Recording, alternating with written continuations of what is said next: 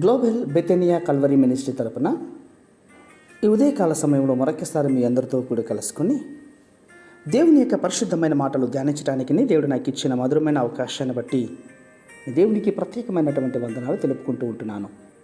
చూద్దాం, ఈరోజు కూడా పరిశుద్ధమైన వేద గ్రంథంలో నుండి మరొక చక్కటి మాటను చదువుతుంటున్నాను. దయచేసి గమనించండి. సామెతల గ్రంథము 10వ అధ్యాయము 28వ వచనాన్ని నేను చదువుతున్నాను. దయచేసి గమనించండి. సామెతల గ్రంథము 10వ అధ్యాయము 28వ వచనము. నీతిమంతుల ఆశ సంతోషము పుట్టించును, భక్తిహీనుల ఆశ భంగమైపోవును. Praise God.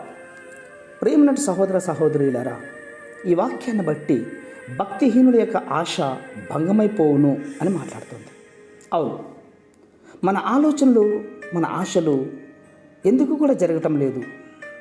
కొన్నిసార్లు ఎంత ప్రార్థించినా ఎంత ఉపవాసం ఉన్నా కూడా అవి జరగకుండటం చేత మనము నిరుత్సాహపడిపోతూ ఉంటాం. అప్పుడు మనం ఇంకా భక్తిహీనులుగానే ఉన్నాము అని గుర్తుపెట్టుకోవాలి. మనము భక్తిహీనులుగా ఉన్నట్లయితే మన యొక్క ఆలోచనలు ఆశలు నెరవేర్చబడవు. ఇంతకీ భక్తిహీనులు అంటే ఎవరండి? ఈ భక్తిహీనులు అంటే భక్తి లేనటువంటి వారు అని చెప్పాలనా?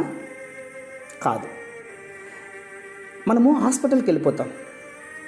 అక్కడ మనము డాక్టర్కి మనకున్న సమస్యలను చెప్పినప్పుడు ఆయన అంటారు, మీలో రక్తము తక్కువగా ఉందండి, రక్తహీనతగా ఉన్నారండి అని అన్నాడు అనుకుందాం. బ్లడ్ మీలో లేదు అని చెప్పాడు అనుకుందాం. అంటే మనలో రక్తం లేదని అర్థం.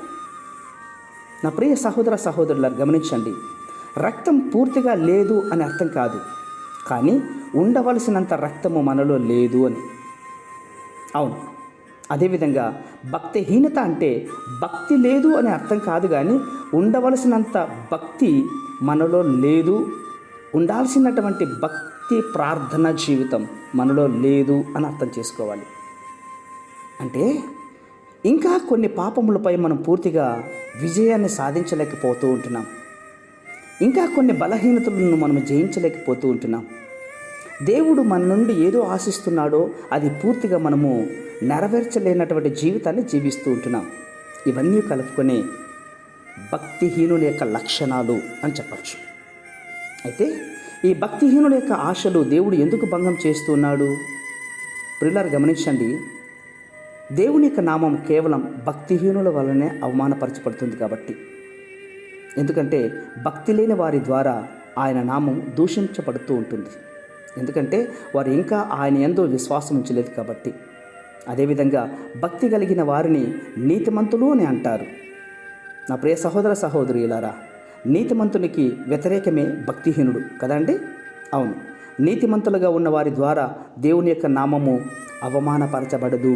ఎందుకంటే వారు ప్రతి పాపమును జయించిన వారుగా కనబడుతూ ఉంటున్నారు. అయితే భక్తిహీనులు యేసుక్రీస్తుని విశ్వసించి మరలా ఏదో ఒక పాపములో చిక్కుకొని ఉన్నారు కాబట్టి మనము యేసుని విశ్వసించినట్లయితే, ఆయన నామమును మనం ధరించుకున్న వారమైతే ఎప్పుడు కూడా భక్తిలో నుండి తొలగిపోకుండానట్లుగా మన జీవితాన్ని కాపాడుకోవాలి. అదే దేవుడు కోరుకుంటూ ఉంటున్నాడు. అందుకే భక్తిహీనులకు దేవుని యొక్క పనులు జరగటం లేదు అని పరిశుద్ధమైన గ్రంథం చెప్తోంది.